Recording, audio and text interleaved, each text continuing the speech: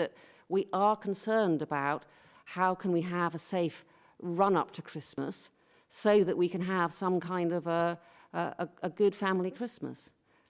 Thank you very much. Emily Morgan, ITV, please. Hello, it's another question about Christmas, I'm afraid. You say that no decisions have been made about Christmas, and we all know that we're not going to get a normal Christmas this year. I just wonder what your best case scenario is for planning Christmas. What is the sort of at best, how many households can we hope to mix with? So I don't think we can answer that. This is a government decision, and it will be a decision that will be made by government. And I know that they're working hard to develop an outline of what that will look like and what the new tiers will look like post-December the 2nd and what Christmas will look like. So we'll have to leave that to them, I'm afraid. Do you think, though, that the government will even countenance if cases are still rising a Christmas where we can't mix with households? I'm afraid we'll have to wait and ask them. I can honestly tell you, I have no idea what they're countenancing. I really don't know. And you have to remember, we're advisors. They decide, we advise. Thank you very much, Emily. Ella Pickover. Good morning. Just touching on to December again, and could you, do you think that socialising should be banned indoors when lockdown ends in December, given that evidence from yourself, Dr. Hopkins, and SPI-M suggests that Tier 1 has no effect? And separately, if we could touch on vaccines, please. Is it Public Health England and the government's intention that every adult who wants to get a coronavirus vaccine should get one? And to Professor Powis, please, the NHS has been instructed to be prepared to deliver a vaccination programme by the start of December. Please, could you update us on how these preparations are going? And are you prepared to take on multiple different vaccines, given that they have many different requirements, such as temperature and storage? Angela, do you want to make a comment on any of SPI-M modelling? It's pretty straightforward to look at the different parts of the country where different tiers were imposed, and you can see whether epidemics were growing, shrinking, growing faster than they used to. That's not a difficult analysis to do. I am actually pretty confident that those sorts of considerations will be taken into account. I've a bit of a cracked record. I don't know what decision will be made. Thank you very much. Steve, over to the vaccines question, please. Thank you. And I should say, obviously, I'm on Zoom today. I can't join you in Downing Street, and that's because a member of my household recently tested positive for COVID, and on the instructions of test and trace, I'm self-isolating. I should say I'm completely asymptomatic and perfectly fine, but I will be staying at home until I have completed my period of isolation.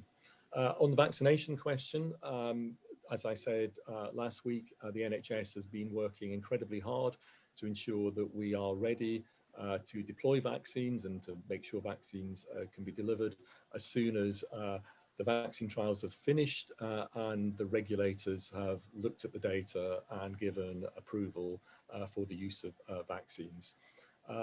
We will be using our traditional vaccine routes, so general practices, likely community pharmacy, but we will also be looking at other ways of delivering vaccination, such as vaccine centres. The vaccines that are at the forefront of the production of vaccines, so the Pfizer vaccine you will have heard of in the press recently, have different characteristics, and the way they can be transported and the way they can be delivered is different. So we are planning for different types of vaccine, and the plans around the delivery mechanisms will be contingent upon the particular vaccine and, of course, the data that comes from the trials and the advice of regulators. We will be saying more about this in the next few days, but meanwhile, we're working hard. We're ensuring that we have the workforce to do this. Talked about general practice who are stepping up for this, but St John's, for instance, are also recruiting volunteers, so we have additional vaccine workforce. We will be laying out more of this in the days and weeks to come. And just on the final comment, just to say that the Joint Committee for Vaccinations and Immunisations advises government on who are the priorities for vaccination. They have laid those out as interim priorities but the full priorities will be laid out once the vaccines are known. Thank you very much. Kat Lay, the Times, please. Hi there. Looking at the potential new tiers that we might have after lockdown and going into Christmas, does any of the modelling that you've provided to government envisage a new tier 4 that's more similar to the lockdown measures that we have at the moment? And are the mass testing pilots likely to play any role? Will we have any data from them in time to potentially make a difference in terms of what can be eased around Christmas or early in the new year? Angela, can I hand over the modelling question to you, and I'll take the mass So testing. we much prefer to talk about modelling work in consensus statements where we put together work that's been done by several different groups, and we haven't gone through that process yet for the question you just asked. Actually, I'm missing our weekly modelling meeting because I'm here, so I don't know what they're doing right this very minute.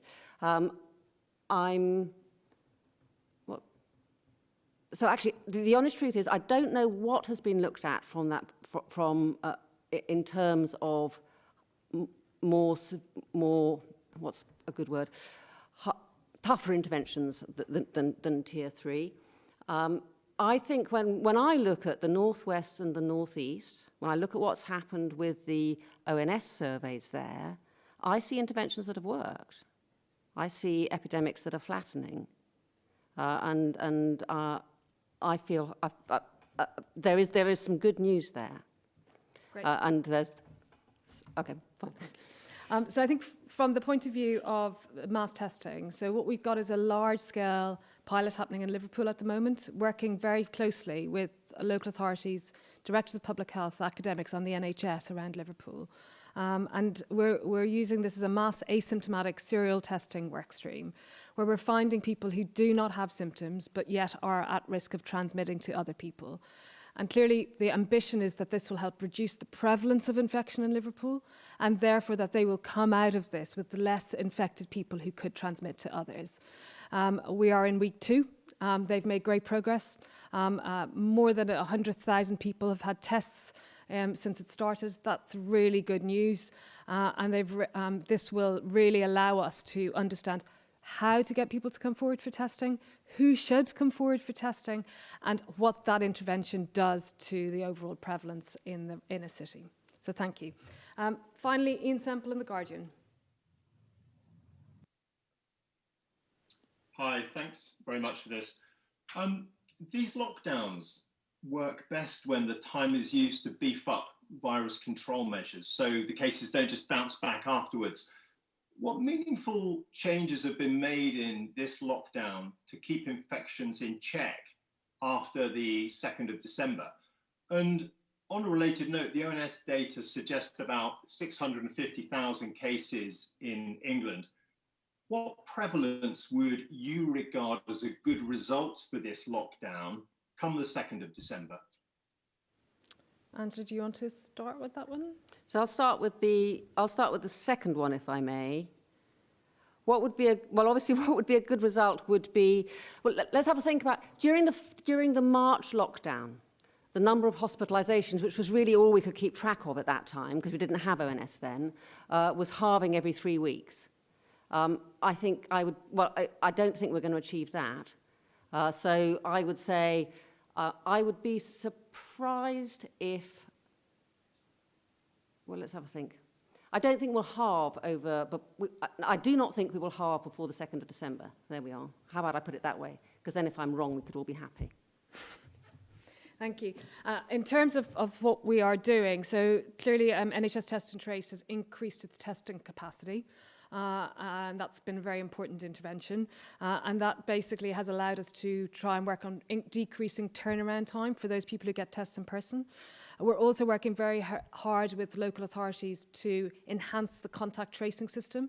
And by the end of this month, almost every lower tier local authority will have local contact tracing in place. So that's really allowed us to step up. And that's an amazing achievement. You know, in the summer where we were having 1,000 cases a day, we were contacting on average 2,000 to 3,000 people per day.